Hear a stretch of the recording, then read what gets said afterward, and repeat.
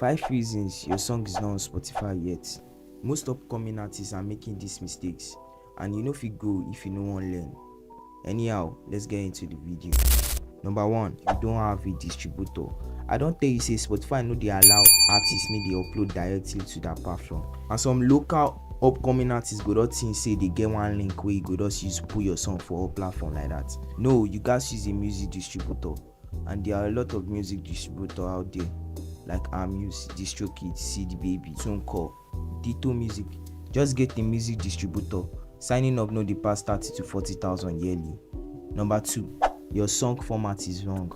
Most platforms requires WAV file, correct metadata, proper art cover. If it's wrong, the release can be rejected. For Android users, I won't give you an update. Use this app to convert your music to any format. Number 3, you didn't register your artist profile. Without proper artist setup, you may lose royalties, streaming income, artist verification. Shey you serious about your music career?